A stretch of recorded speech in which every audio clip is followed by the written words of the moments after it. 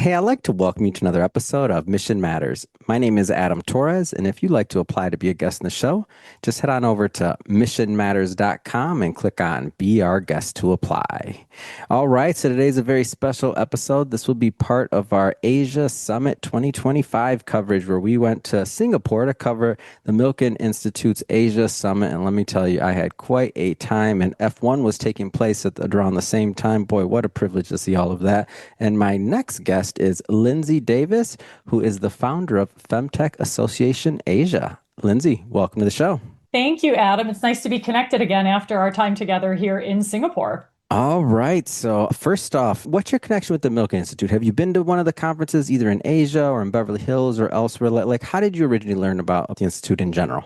Well, of course, I have to say, I hope Beverly Hills next. But, Oh, my that's a first big one if you haven't been to that one yet. That's my favorite. That's in my backyard. So exactly. I've been covering that one for the last 4 years or so. This is my first time going to Singapore, but Singapore was beautiful. But continue. I'll put the quick plug in there, make it out here, but go ahead and continue. Yeah, absolutely. So this was my second year in a row speaking at the Milken Institute Asia Mm, Summit. It's really great to see Milken stepping up and really saying, women's health needs to be front and center in thought leadership, which they're so amazing at, with collaboration, with partnership, and with, of course, investment support and inspiring that support. So I'm really grateful to everything Milken has done, from giving us a place to amplify our work as FemTech Association Asia, the industry, our founders, our solutions, but also looking at the fact that they have just launched the Milken Institute Women's Health Network, which is actually chaired by Dr. Jill Biden. So it's so mm. exciting to really see Milken, putting their time and energy and saying this is an important field, women's health. Wow. Why do you feel, or I should say, what's one of your favorite parts about the conference, just in general? Like, why should a lot of people, we have a big audience in California, New York, all throughout the United States, really. Why should other people be there? Well, I think the first thing for me is kind of the diversity of people, of industry, of geography. It's really an opportunity, or it has been an opportunity for me. I can't speak for everyone, but it's been such a great opportunity for me to just talk with policymakers and investors and other founders and community builders and non-for-profit leaders. So it's really just getting to connect with all of these different people and find opportunities to continue to partner and stay connected into the future. So I'd really say that community aspect through focused thought leadership that Milken just excels. Mm.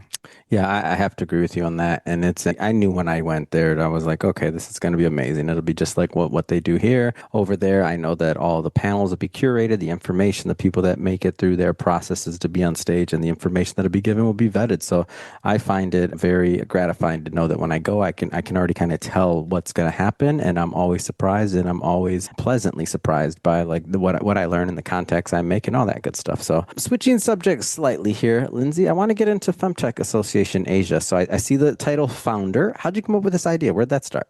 Thank you so much for asking. So, my background is in the luxury space. I am British American. So, grew up in the US and then moved around a bunch, was in the UK for about 14 years before moving to Singapore 6 years ago. And I knew I wanted to have a career transition as much as it was a geography transition, moving to Hmm. my gosh, third continent, I guess that would be. So, with that in mind, I thought I definitely want to be more focused on technology. So, when we first move somewhere new, we just meet as many people as we can, which is super natural, right? We want to build our personal and social communities as well as our professional communities. So across all of the people I met, I ended up doing some hosting of conferences, and I do a lot of speaking at conferences and panels and moderating. And what I actually found at one of the conferences where I was moderating was the photographer, who is really, really great, was talking about femtech. And of course, I thought women in tech, I love that. That's what I'm going for. And she said, actually, femtech, or female technology. So electronic devices, software, wearables, all of these things that support women's health and the advancement of women's health and improving women's health using technology as the solution. So, of course, jumped online, and curiosity wins always. Jumped online, started researching how I could get involved. And actually, there was kind of just a disconnected ecosystem. There were a couple of Mm. founders here and one group over here, but no one actually uniting the ecosystem and the industry. And so, speaking with a couple of the founders, they said, well, you should do it. And so, of course, I had to do as I was asked. And here we are now, 4 years later, and just have learned so much and never thought I would move into women's health. I mean, this is definitely something that just came from fortuitous meetings of wonderful people And here we are now with over 80 startups in our network. We're in 10 Mm. countries across Asia, most recently launched in Bhutan in November of 2024 with a strong advocacy arm. So, we just keep moving and growing. And I think the interest in women's health, the wave is there. And so I think in Asia, we're just seeing that development as the third largest region in the world for women's health and femtech.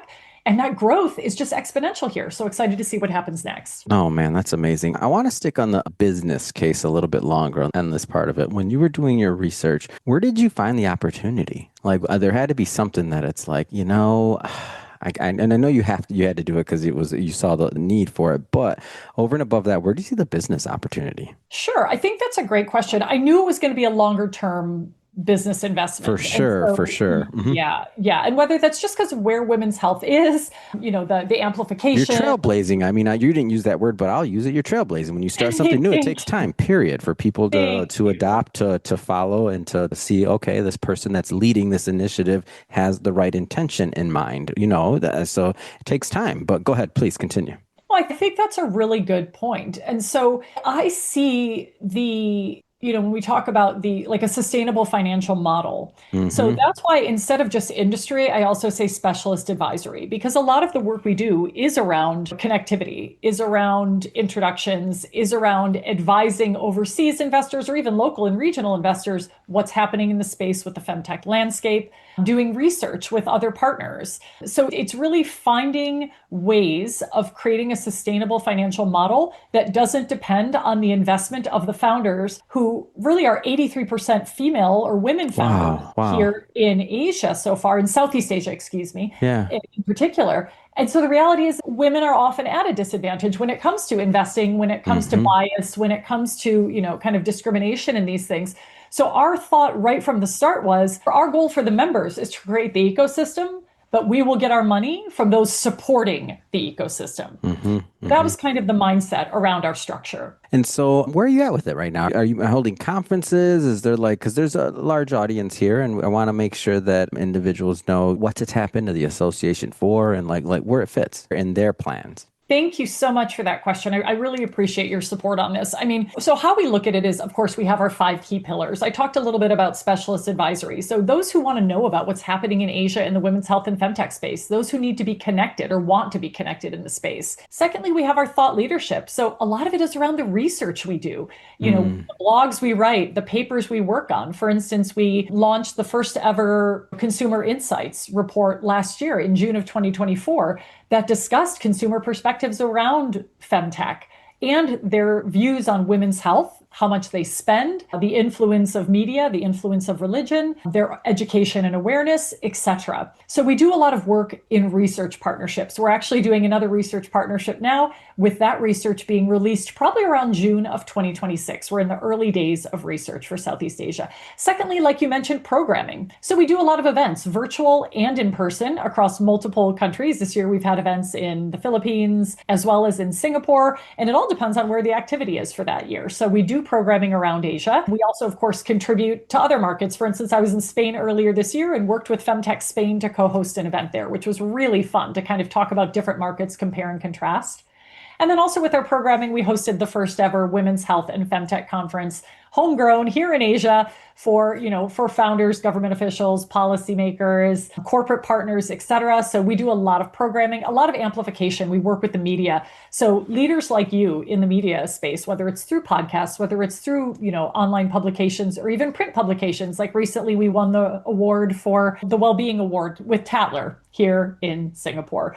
So we're always trying to amplify the founders, the industry, the solutions, the problems, the products and services. And then finally, community building. Again, Mm. connectivity. How can people get connected? Yeah.